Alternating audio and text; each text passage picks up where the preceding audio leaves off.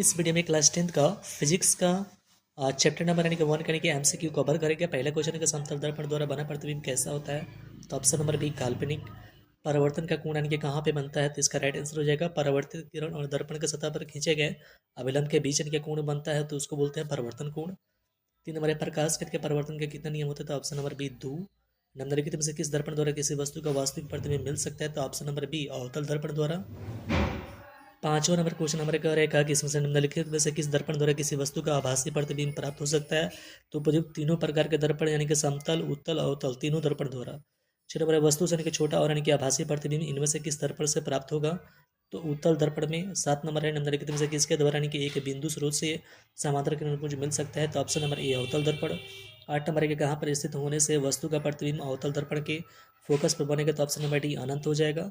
9 number है कि अवतल दर्पण को अवतल दर्पण की फोकस दूरी उसकी वक्रता त्रिज्या क्या होती है, तो आधी होती है। 10 नंबर है कि एक अवतल दर्पण में यानी कि वस्तु की स्थिति फोकस और ध्रुव के बीच में हो तो प्राप्त प्रतिबिंब कहाँ बनेगा, इसका राइट आंसर हो जाएगा आपका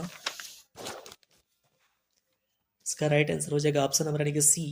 ऑप्शन नंबर सी यानी कि आभासी और यानी कि बड़ा प्रतिबिंब यानी कि प्राप्त होगा किसी अवतल दर्पण द्वारा यानी कि आभासी प्रतिबिंब सीधा और यानी कि आवर्धित प्रतिबिंब तब बनता है जब वस्तु की स्थिति कहाँ हो, दर्पण के ध्रुव और फोकस के बीच।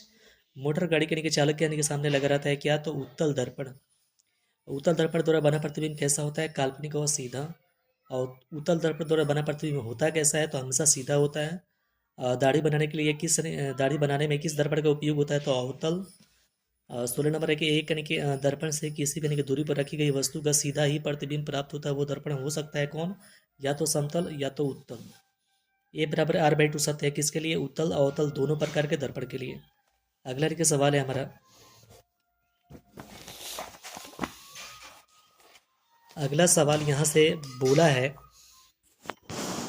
कि जो चित्र दिखाई दे रहा है, चित्र जो दिखाई दे रहा है इसमें कौन सा कि सही फिगर को दर्शा रहा है, तो ऑप्शन नंबर है डी। बाकी एक ऑनेस्ट नंबर है कि क्वेश्चन आप के वीडियो पॉज करके आप रीडिंग कर लीजिएगा क्या इसका आंसर होगा।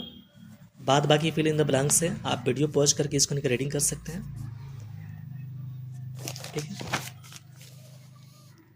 कुछ यहाँ पे मैंने कि फिल इन द ब्लैंक से।